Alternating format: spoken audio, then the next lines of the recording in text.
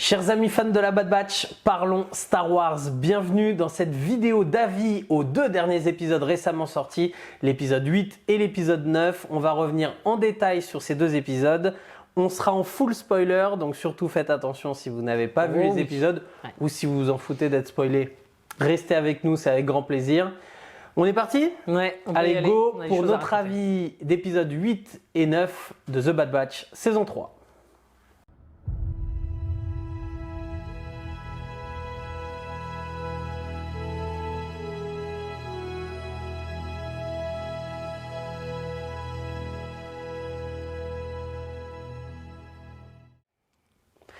On commence avec l'épisode 8 qui s'appelle donc En eau trouble, où on retrouve Hunter et Wrecker qui sont un peu les personnages principaux de cet épisode-là.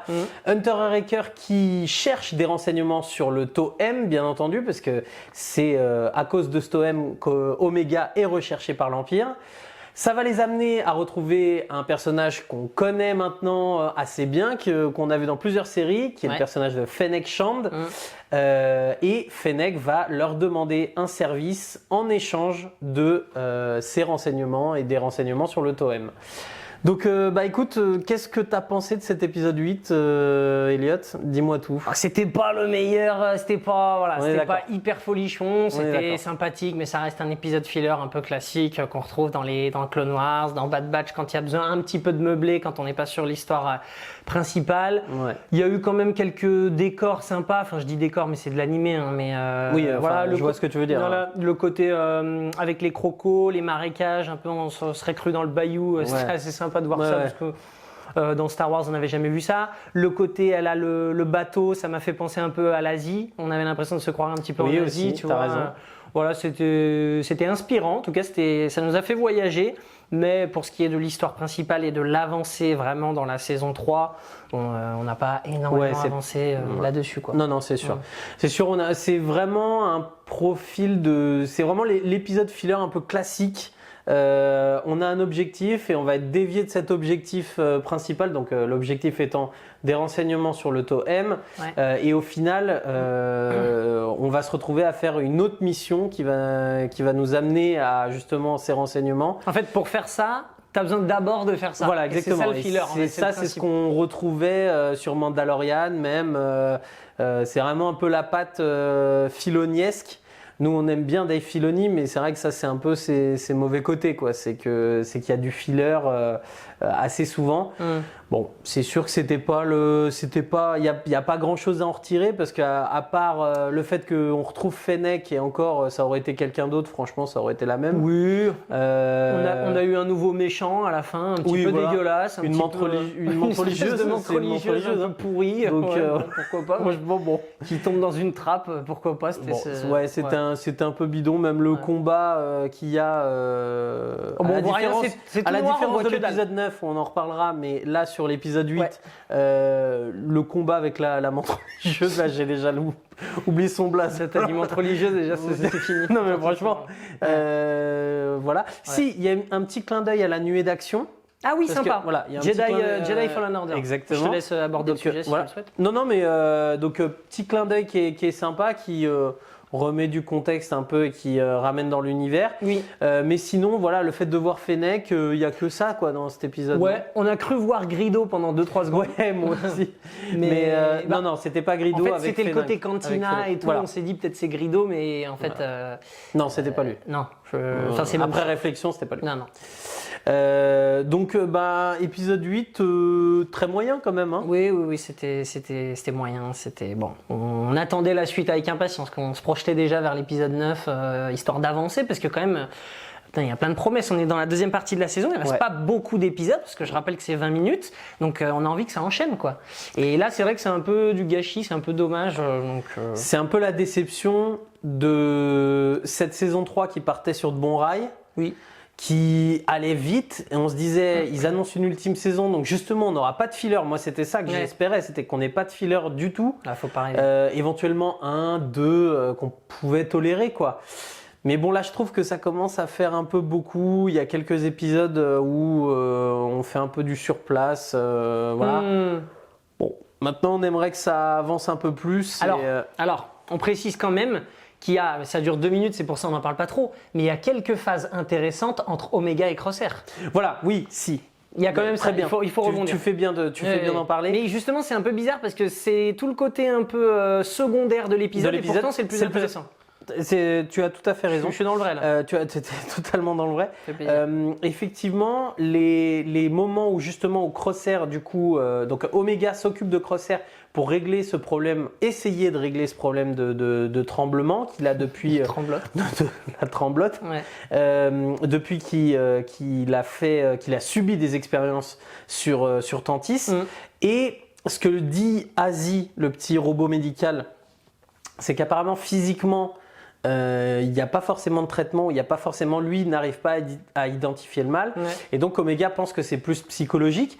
Est-ce qu'ils veulent nous amener à parler, tu sais, surtout aux États-Unis, c'est un sujet assez important, le stress post-traumatique, tu sais, ce genre de choses. Où, mental health, ce qu'ils appellent, c'est pas ça aussi. Non mais si, parce que je vois souvent les acteurs américains, j'en profite parce qu'ils parlent beaucoup effectivement de la santé mentale. Oui, c'est ça. Et je pense que c'est ça, mais je le dis en américain si vous me le permettez, parce que je le vois sur là, on se serait au fin fond du Texas, là, c'est bon.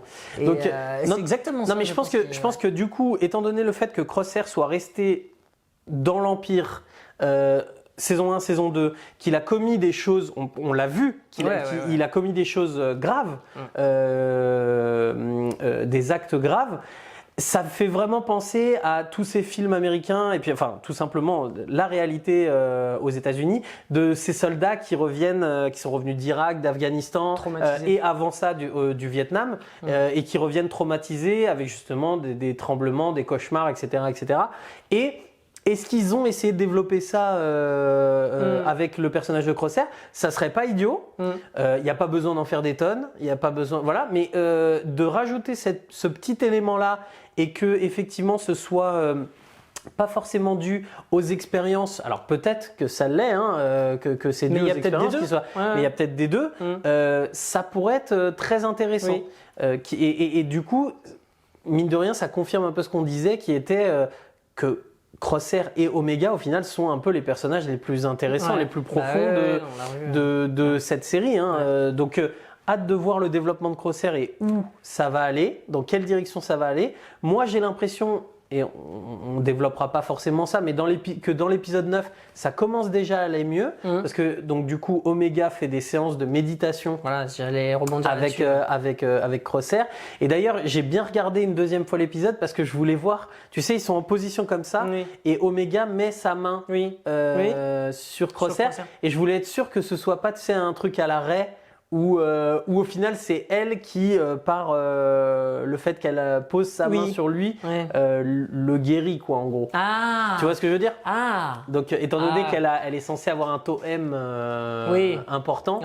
Oui, mais bon, Ray, elle a eu besoin des bouquins et ça se passe bien plus tard pour qu'elle ait appris cette capacité. Elle ne le fait pas exprès. Oh, mais ça veut dire que c'est la personnage la plus puissante de tout l'univers Star Wars? Encore une. Encore une. Non mais en tout cas c'était intéressant. En plus on apprend que Omega elle a appris ça grâce à Gunji, le petit Jedi Wookiee, le petit Chewie, le petit Wookiee, quand elle avait été prisonnière avec lui sur Kashyyyk. Et donc du coup elle s'est servie un petit peu de son côté de Jedi et de tout l'apprentissage des pouvoirs liés au Jedi pour du moins essayer d'apprendre cet art de la méditation et d'apprendre les voies de la force, je ne sais pas comment le préciser. Non mais déjà la méditation, tu as raison. Donc non, ça tu as raison. Au final, c'est bien résumé. Ce qui nous a le plus intéressé, c'est l'aspect secondaire de l'épisode. Attention, c'est 1 minute 30, on précise, préparez-vous. Parce que là, on vient de faire 25 minutes. Mais au final, ça dure 46 secondes. Non, j'exagère un petit peu plus. Mais au final, c'est ce qu'on va retenir de cet épisode 8. Je vous propose maintenant de passer à l'épisode 9 et on donnera en fin de vidéo une note à cet épisode 8. On passe à l'épisode 9. L'épisode 9 qui s'intitule donc La Messagère. Suspense, qui est cette messagère? Et c'est le grand retour d'Asajj Ventress, un grand retour qui fait parler. On va développer ça après. En tout cas, dans cet épisode, c'est Asajj Ventress qui justement va donner des explications un petit peu à la Bad Batch sur le Tohem. Donc Asajj a été contactée par Fennec Shand. Elle se retrouve sur Pabu et elle va donner donc des explications sur le Tohem. Ensuite, elle va tester un petit peu les aptitudes d'Omega quant à son utilisation de la force potentiellement, tandis que le reste de la Bad Batch se méfie de l'ancien apprenti du comte Dooku. Épisode 9, là, le grand retour d'Asajj, c'était un peu mieux que l'épisode 8. C'était quand même bien meilleur, bien sûr. On a un personnage très très fort, très puissant, qu'on connaît en plus, et bien évidemment de Clone Wars, on s'y est attaché, même si on sait que c'est quelqu'un pareil qui n'est pas parfait, qui a fait du mal, qui a traversé des épreuves difficiles dans sa vie. Qui a plusieurs cultures, origines, c'est un personnage mystérieux, mystique, c'est un super personnage à exploiter, on est trop content qu'il revienne en fait dans Bad Batch. J'avoue que c'était quand même relativement inattendu quand on avait vu le trailer où on voyait Ventress, on s'est dit mais entre guillemets qu'est-ce qu'elle fout là, mais pourquoi pas, et là effectivement cette manière de l'amener, j'ai trouvé ça bien. Alors par contre, elle est arrivée sur Pabu, mais personne n'a rien vu. Voilà. On est d'accord ou pas? Exactement. Parce qu'à peine il voit une mouche voler, il y a un problème. Alors là, les mecs, il y a un vaisseau qui arrive. Elle est arrivée dans la grotte, juste en dessous d'Omega, mais personne n'a rien entendu. Ouais, bon. Mais bon, pourquoi pas? Allez, passons, ça c'est pas non plus. C'est grâce à la force. C'est pas très grave, c'est pas très grave. Non, c'est pas grave. Mais au-delà de cela, pour finir, et je te laisserai rebondir, moi j'ai adoré effectivement parce que même du point de vue de la Bad Batch, c'est assez marrant parce qu'ils ont tellement pas envie de la laisser faire tous ces exercices. Le moment où pareil Raker prend ses jumelles et les regarde de loin sur le bateau, voilà, c'est super fun de les voir en protecteur, en grand frère, en père ou ce que vous voulez. En tout cas, on voit bien l'amour et l'affection qu'ils ont pour Omega. Et en même temps, ils la laissent faire, donc ils ont confiance en elle. Ils ont vraiment confiance en elle. C'est Hunter qui justement dit non, on a donné notre parole à Omega qu'on n'interviendra pas. Donc ils lui font vraiment confiance et non, ça c'est vrai que c'est beau. C'est ce qu'on aime dans The Bad Batch. Non, mais c'est clair. Non, c'est sûr que c'était mieux que l'épisode 8. Après, c'est pas non plus on n'a pas fou. Dans l'histoire principale, on n'a pas progressé. On n'a pas avancé. Je suis d'accord. Il y a juste, ils ont enfin fait les révélations à la Bad Batch. Bon, nous, c'est quelque chose qu'on connaissait, qu'on connaissait tous. Le Tohem, ce que c'était, les médicloriens, que tous les êtres vivants en ont, mais que ceux qui ont un taux élevé, très élevé, peuvent potentiellement devenir des utilisateurs de la Force. En bien ou en mal, mais en tout cas des utilisateurs de la Force. Donc ça a avancé parce que maintenant la Bad Batch est au courant et qu'Omega est au courant également. Ils comprennent pourquoi l'Empire est intéressé du coup par Omega, ils comprennent enfin pourquoi. Ça a avancé de ce côté-là. Néanmoins, ça dure effectivement 15 secondes 50 et puis après on reste coincé sur Pabu avec une scène, avec des défis que lance Ventress à Omega qui sont un peu bidons, on va pas mentir. Alors, et puis si je peux rebondir, effectivement Ventress veut encore nous laisser un peu dans le flou parce qu'elle laisse suggérer quand même à la Bad Batch que Omega n'est finalement pas si puissante que ça, parce que rappelle-toi qu'elle lâche quand même une phrase du style non. Est-ce que, d'après vous, elle a un taux de midi-chlorien très élevé? Elle dit non. Ouais, mais c'est à double sens parce que elle dit derrière. Et elle peut très bien mentir parce qu'elle dit ça en présence d'Omega. Elle dit ça en présence d'Omega et derrière, elle dit à Hunter et Raker, parce que je crois qu'ils veulent un peu plus d'informations justement, parce qu'elle n'a pas fait de prélèvement de sang. On ne sait pas comment elle a jaugé justement le Tohem d'Omega. Parce qu'elle réussit pas vraiment ses épreuves. Non, voilà, mais elle a pu peut-être sentir tout simplement quelque chose. Mais par contre, ce qu'elle explique, c'est surtout, moi je pense, elle a dit ça parce que derrière, si elle dit oui, en gros tu as la force, etc. et il faut que tu travailles ce Tohem, ça veut dire qu'elle doit se séparer de la Bad Batch pour justement découvrir ses aptitudes et pouvoir les perfectionner. Et Asajj Ventress a bien compris que au contact de la Bad Batch que Omega et la Bad Batch ne se sépareraient pas, que c'est pas forcément dans son intérêt à elle, que c'est pas son souhait non plus Omega de se séparer de tout le monde. Donc bon, c'est un enjeu à la gros goût, pareil, tu vois. Il doit partir pour se former, mais il va manquer à la personne. Donc bon, bref. Donc à voir comment ça évolue, ça. À voir si on reverra Asajj Ventress dans l'avenir, mais bon. Par contre, quelque chose que j'ai adoré, on peut revenir dessus. Je pense que c'est l'élément clé de l'épisode, c'est la baston entre Wrecker, Hunter, Crosshair.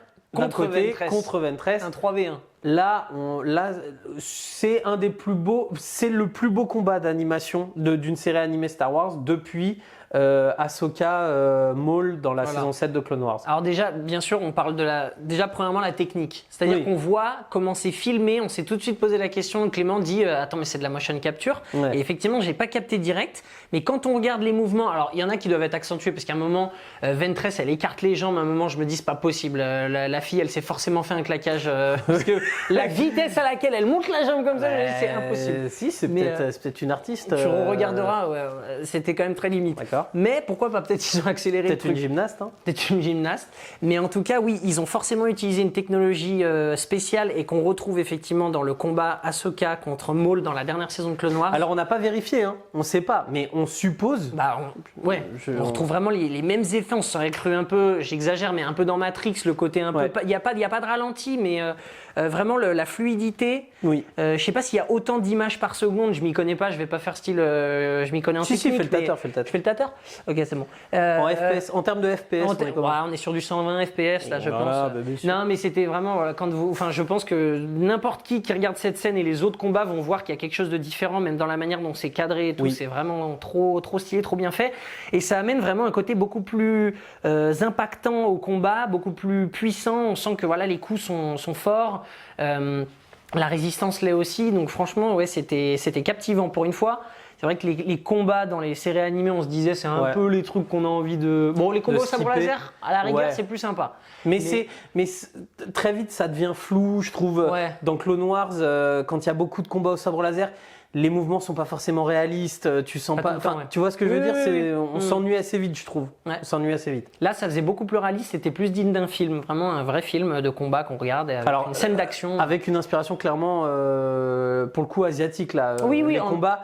On est sur du kung-fu. Kung-fu pur et dur. Non mais honnêtement, c'est ça. on est clairement sur un épisode de Power Rangers avec des mouvements un peu.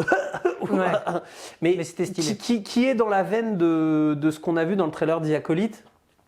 D'ailleurs, on vous conseille notre vidéo de réaction au trailer de The Acolyte. N'hésitez pas à y aller. Yes. Et en parlant de vidéos de réaction, on fait des vidéos de réaction aussi à chaque épisode de The Bad Batch. Si jamais vous voulez jeter un petit coup d'œil. Mais vous êtes toujours pas au courant, c'est possible. Donc non, mais oui, vraiment, c'est s'il y a deux combats de toutes les séries animées, vraiment toutes les séries animées confondues, on a Ahsoka Maul qui, parce qu'il y a aussi un peu plus d'affect, etc., est le numéro 1. Est le numéro 1. Et en 2, par contre, qui vient juste après, en termes de technique, le combat entre Ventress et les trois zigotos de la Bad Batch, il est top, il est vraiment top. Et rien que pour ça, ça mérite de regarder l'épisode. C'est clair. Rien que pour ça, rien que pour cette petite scène-là. Et chose que j'ai bien aimé, c'est que bien entendu, on se doutait que Ventress allait les torcher dès le départ. On le savait. Mais il y a un petit moment de bravoure de la Bad Batch derrière avec Crosshair qui fait le beau gosse avec son snipe, qui balance l'arme à Hunter et Wrecker. Et puis tu as le thème de la Bad Batch, qui arrive. Petit moment frisson, petit moment. On aurait dit que c'était les vieux briscards qui revenaient un peu de nulle part et qui s'avouent pas vaincus. C'était sympa. Donc non, avec le thème. C'était vraiment très sympa. Donc bon. À part ça, quand au final Ventress repart comme elle est venue, j'ai envie de dire, elle a juste délivré son message. Et effectivement, c'est peut-être pour ça que ça s'appelle la messagère. C'est qu'en vérité, une messagère, elle vient et puis elle repart. Et voilà. T'as bien résumé. Donc voilà pour cet épisode 9.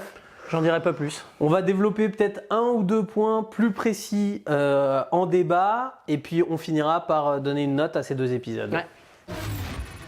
Bon, on ne peut pas s'arrêter un peu plus longuement sur le grand retour d'Asajj Ventress. Est-ce que c'était une bonne, une mauvaise idée? Ça gueule sur les réseaux sociaux, on va pas se mentir.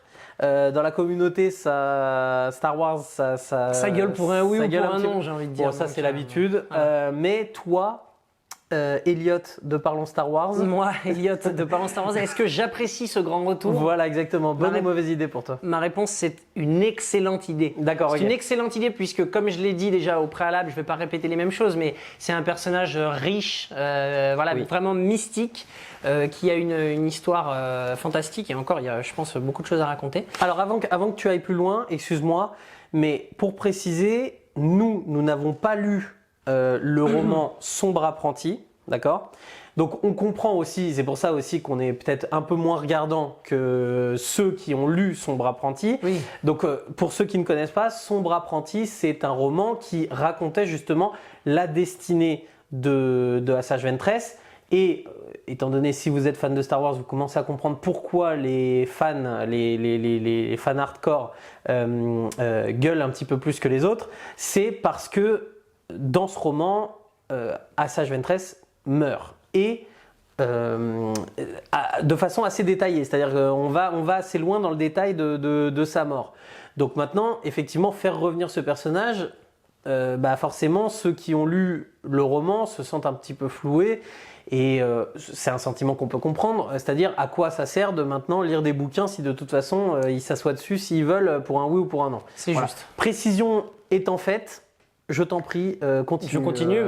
Donc non, c'est un très bon retour. Effectivement, bon, il y a ce côté-là un petit peu étrange. On se dit mais pourquoi, comment? Alors nous, ouais, comme tu l'as dit, je vais pas répéter, mais ça nous fait ni chaud ni froid. On n'a pas lu le bouquin, même si on connaît l'histoire et on connaît sa destinée. Mais je pense que une série comme Bad Batch avait besoin d'un personnage comme cela pour donner un peu de je sais pas, de peps encore un peu à la série. On est très axé sur les clones. Cette saison 3, on est quand même axé aussi sur Palpatine, sur le clonage. On sent qu'il y a quand même de nouveaux axes sur le scénario qui sont importés. Et je pense que le personnage d'Asajj Ventress, ils se rendent compte qu'il est tellement intéressant qu'ils le font revenir un peu en douce dans un épisode de Bad Batch. On va peut-être plus la revoir. Oui. C'est fort possible vu comment ça se finit cet épisode 9. Et par contre, soyez sûr qu'on va la retrouver très prochainement dans une nouvelle série, animée ou pas. Ouais. Voilà, mais en tout cas, moi, bon, je vais résumer, je vais pas aller trop loin, mais moi je trouve que c'est un très bon retour et je suis content que ce personnage soit revenu. Ouais. Ça apporte quelque chose de neuf en plus à Bad Batch. Et pour rebondir sur ce que tu dis et sur le fait qu'on la revoit peut-être plus tard, elle dit bien, alors en VF, parce qu'il y a aussi une petite controverse sur la VO. On est mal. VF. Si Non, même mais- ils se mettent pas d'accord, on est mal. Non, mais c'est-à-dire que sur la VF, elle dit. Donc nous, on regarde toujours en VF. Ouais. Sur la VF, elle dit. Mais j'ai regardé quand même en VO parce que ces dialogues-là, surtout d'Asajj Ventress, Ouais, des fois, ils se plantent. sont importants. Et en VF, elle dit je ne suis pas encore morte ou un truc comme ça. Enfin, mon heure n'est pas arrivée ou un truc comme ça. Et loin Elle de dit là. que- un voilà, truc du et style. loin Oui. d'être arrivé. Donc en gros, ça veut dire, vous inquiétez.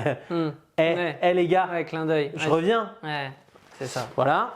Et par contre, en VO, c'est du genre j'ai épuisé juste une vie ou un truc comme ça. Tu vois, c'est un truc du genre il me reste encore des vies. Tu vois, comme Ce qui n'était pas illogique, puisque vu que c'est une sœur de la nuit, ancienne Voilà. sœur de la nuit, déjà ce genre de discours est beaucoup plus intéressant. Voilà. Et donc du coup, Je savais pas, mais là du ça coup, vient du de- coup, ça ferait écho, tu vois, au roman où bah effectivement elle est morte une fois, mais peut-être qu'elle revient. Enfin voilà, Pas c'est mal. une formule. Donc Pas mal. la formulation exacte, voilà, vous irez voir, mais en tout cas il y avait une petite différence entre la VO et la VF, et c'était intéressant à voir. Bon, moi de mon côté, Bonne ou mauvaise idée, ouais, j'allais dire, moi ouais. de mon côté. Bonne idée, bien sûr, même si en soi, dans cet épisode de The Bad Batch, sorti un peu de nowhere, ça fait vraiment penser à du fanservice, parce que tu te dis à quoi ça sert véritablement que ce soit elle qui viennent expliquer ça à la Bad Batch. Bon voilà. Après, pour tout ce que tu as dit, effectivement, pour toutes les raisons que tu as dit, très content de revoir ce personnage parce que c'est un personnage qui peut nous refaire une connexion avec Dathomir, avec les Sœurs de la Nuit, avec tout ce que ça comporte dans leur utilisation de la Force. Donc c'est riche, c'est une connexion qui est riche avec ce personnage, est une connexion avec cet univers-là. Et donc c'est très intéressant de la voir et de la revoir. Et surtout pour des projets futurs, de savoir par exemple, est-ce qu'on va la retrouver dans Tales of the Jedi, saison 2 ? Est-ce qu'on va la voir en live action à un moment ou à un autre ? Ça serait fou. Voilà, donc ça sera très intéressant à voir. Maintenant, en ce qui concerne le tollé que ça fait auprès des fans, j'ai juste envie de leur dire attendez, vous êtes pas c'est pas vous qui écrivez le script. Laissez faire les professionnels. J'ai juste envie de dire ça. Voilà, laissez faire Dave Filoni. En plus, c'est pas n'importe qui. Ouais, mais justement, il commence. Le jefe des jefes. Ouais, mais il commence. Alors nous, autant on l'aime bien. Comme ça, on vous dit, on prend parti. Bah oui. Mais on sait très bien que ça gueule auprès de Dave Filoni. C'est-à-dire qu'il y en a beaucoup qui le critiquent. Ouais. Donc après, on comprend, on respecte. Pas de souci. Mais tout le monde a le droit de donner son avis, c'est sûr. Mais de s'acharner là-dessus. Oui. En tout cas, il y a une déclaration des équipes de Star Wars et notamment de la productrice exécutive et scénariste en chef qui est Jennifer Corbett qui a déclaré que ne vous inquiétez pas, pour rassurer, et puis en voyant la grogne un petit peu monter, ne vous inquiétez pas, on va vous expliquer comment elle est revenue, ou en tout cas on verra dans de futurs projets. Mais pour l'instant, on est très content de la voir revenir dans. Oui, donc pas tout de suite. En gros, vous inquiétez pas, on va vous expliquer, mais bon, pour l'instant, pas de réponse. Il y a donc, pas le temps là. à voir si ils ont déjà pensé au coup d'après et qu'effectivement, ils vont raconter ça, par exemple, dans Tales of the Jedi. Qui devrait arriver avec un peu de chance dans pas très longtemps. Donc, ça pourrait être vraiment bien. C'est clairement, s'ils ont pensé à ça, ça pourrait être vraiment bien.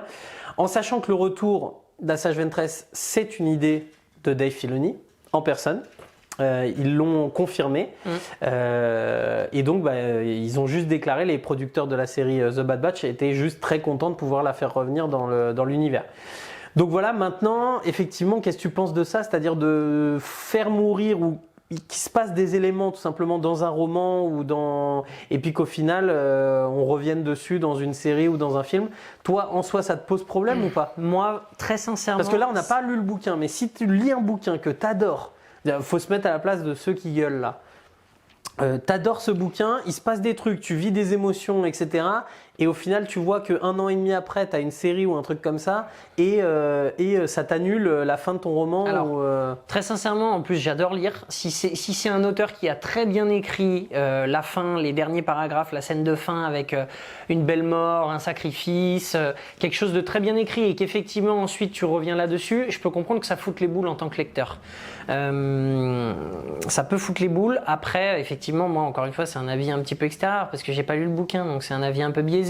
Mais sur le fond, ça me dérange pas tant que ça au final. Si c'est plutôt bien raconté, bien expliqué et que c'est pas totalement loufoque non plus, parce qu'il faut pas que ça soit. Oui, mais visiblement, ça a été bien fait. Parce que c'est un bouquin qui a eu du succès. Certes, donc visiblement, ça a été bien écrit. Mais je pense qu'ils vont aussi bien écrire son retour. Et du coup, on va se dire, ah oui, d'accord, c'est peut-être pas totalement incohérent. Du moins, je l'espère. Mais si c'est Dave Filoni qui a pris ce parti de la faire revenir, il s'est pas dit d'abord, je vais la faire revenir. Ah, mais comment je vais la faire revenir ? Je pense qu'il y a d'abord réfléchi à si c'était possible ou non. Et ok, banco, on y va. Oui. Donc en fait, je suis pas inquiet. Faut pas non plus. C'est-à-dire que je vois les critiques commencer à monter envers Dave Filoni. Alors là, bien entendu, moi, je vais un petit peu le défendre. Ce qu'on peut Dave Filoni quand même réfléchit aux choses. C'est pas un producteur à la Bob Iger. Tu vois, dans le. Tu réfléchis qu'à l'argent. Mais non, mais tout simplement qu'il va juste dire bon, faites-moi revenir ce perso et puis merci, au revoir. Ouais, il va penser, il va réfléchir à comment on le fait revenir. Il va être au courant. Donc je pense qu'effectivement, même ceux qui ont lu. Mais donnez-lui une trilogie, ils n'ont pas compris. Non, mais ceux qui ont lu le bouquin et qui effectivement sont un petit peu à vif et sont un petit peu chagrinés par ce qui se passe. Je pense qu'il faut être patient. Il faut qu'on soit patient. À mon avis, ils font pas ça pour rien. Ils vont essayer de redévelopper ce personnage-là. Je pense qu'on est tous d'accord, par contre, pour dire qu'on aime ce personnage-là. Il y a très peu de monde qui déteste Asajj Ventress. C'est quand même intéressant, son parcours. Donc maintenant, faut effectivement faire un petit peu confiance. Je sais que on a été trahi dans certains projets Star Wars. Enfin, certains se sentent trahis sur certains projets Star Wars. Nous, ça va, on va pas trop se plaindre. Mais voilà. Il faut apprendre à faire confiance et n'est-ce pas un précepte Jedi, tout simplement, la confiance? Complètement. Voilà. Faites-nous revenir Windu, c'est tout ce que j'ai à dire. Faites-nous revenir Qui-Gon. Faites-nous revenir Qui-Gon, complètement. Non, bon, je pense qu'on peut s'arrêter là sur l'épisode 8 et 9. On a été un petit peu long. On aura donc un double épisode, je crois, qui arrivera. 10 et 9, voilà, on va vous faire une vidéo 10 et réaction. 11. 10 et 9, n'importe voilà. quoi. 10 et 11, on va vous faire une vidéo réaction, effectivement, de ce double épisode d'affilée. Exactement. Et puis, par contre, sur l'avis, il me semble qu'on groupera 10, 11, 12. Tout à fait. Voilà. On va donner une petite note. Oui. Une petite note, toujours sur l'échelle du Jar Jar. Pour l'épisode 8, moi, je pense qu'on peut tranquillement se diriger vers un 2. On va malheureusement se diriger vers un 2, voilà, et encore, et on était à la limite. Mais juste parce qu'il y a un ou deux crocos, on reste sur la note. Non, de et 2. puis le petit aspect, le petit échange Omega Crosshair qui vient relever le voilà, truc. qui vient relever le truc. Ouais. Mais sinon, on est sur un filler classique, un peu sans intérêt, on va pas se mentir. Donc un 2. Et concernant l'épisode 9, C'est un 4, messieurs, dames. c'est un 4. C'est un 4 sur l'échelle du Jar Jar, puisque on est sur un filler, donc ça méritait un 3, mais franchement, vu le côté retour d'Asajj Ventress, Ouais. le combat un peu animé exceptionnel. Moi, c'est juste ça. mérite Hein. le 4. Ouais. C'est le combat qui donne le 4, sinon c'était un 3, même s'il y avait le retour d'Asajj Ventress. Mais effectivement, le combat mérite le 4, du coup. Fort Voilà. bien.